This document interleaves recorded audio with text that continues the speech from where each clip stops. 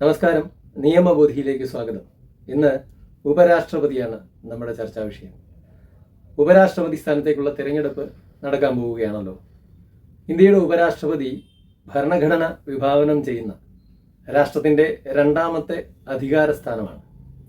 President കഴിഞ്ഞാൽ തൊട്ടുപിന്നിൽ ഉപരാഷ്ട്രപതി.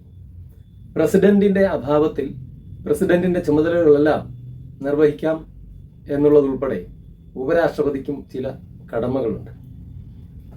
നമ്മുടെ ഭരണഘടനയുടെ ആർട്ടിക്കിൾ 63 മുതൽ 71 വരെയുള്ള ഭാഗങ്ങളാണ് ഉപരാഷ്ട്രപതിയെ സംബന്ധിച്ച് രേഖപ്പെടുത്തുന്നത്.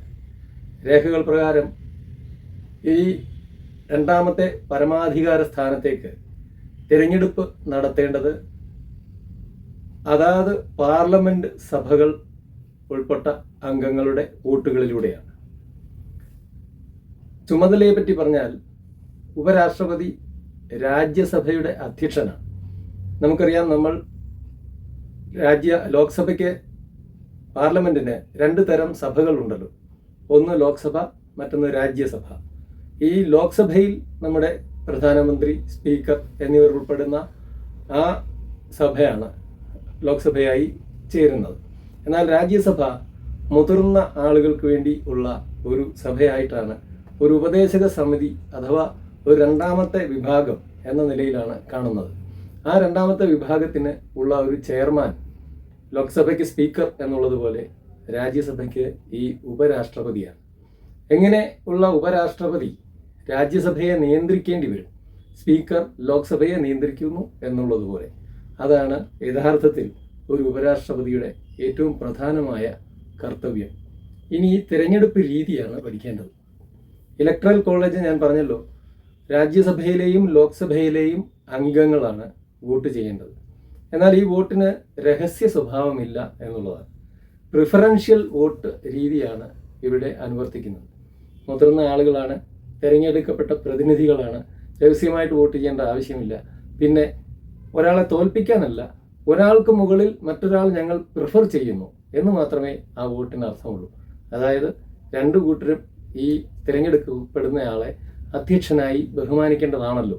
അതുകൊണ്ട് തന്നെ ഒന്നാമത്തെ പ്രിഫറൻസ് എ സ്ഥാനാർത്ഥി, രണ്ടാമത്തെ പ്രിഫറൻസ് ബി സ്ഥാനാർത്ഥി, അങ്ങനെ വരും.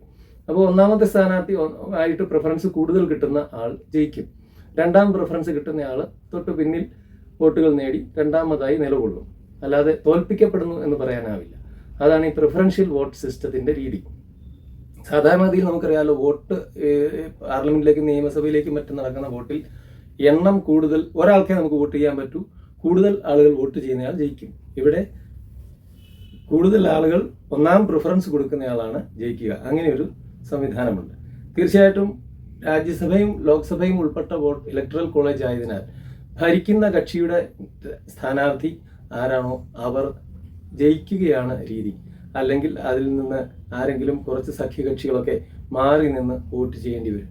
അതുകൊണ്ട് നോർമലി ഏത് കക്ഷിയാണോ ഭരിക്കുന്നത് ആ ഭൂരിപക്ഷം സ്ഥാനാർത്ഥിക്ക് കിട്ടും, അവരുടെ സ്ഥാനാർത്ഥിക്ക് കിട്ടും എന്ന് തന്നെ കരുതണം.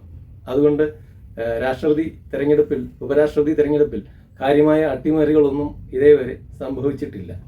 ഇന്ത്യയുടെ ആദ്യത്തെ ഉപരാഷ്ട്രപതി ആയത് ഡോക്ടർ സർവേപ്പള്ളി രാധാകൃഷ്ണൻ ആയിരുന്നു. 52 തൊട്ട് 62 വരെ അദ്ദേഹം സ്ഥാനത്ത് വഹിച്ചതായി കാണുന്നു.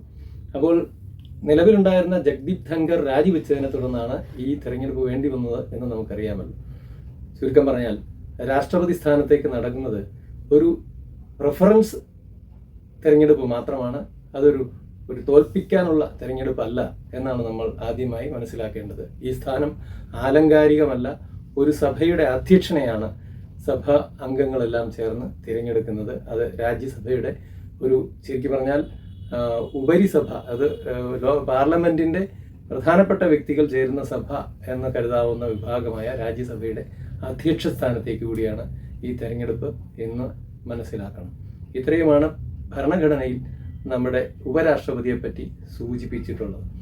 അത്തരം ഉപരാഷ്ട്രപതി സ്ഥാനത്ത് എത്തിക്കഴിഞ്ഞ് വീണ്ടും ഒരു സാഹചര്യത്തിൽ ചിലപ്പോൾ ഈ ഉപരാഷ്ട്രപതിമാർ രാഷ്ട്രപതി സ്ഥാനത്തേക്ക് മത്സരിച്ച ചരിത്രവും നമുക്കുണ്ട്. എന്നാൽ അതൊന്നും ഭരണഘടനാപരമായ അവകാശങ്ങളല്ല. നന്ദി.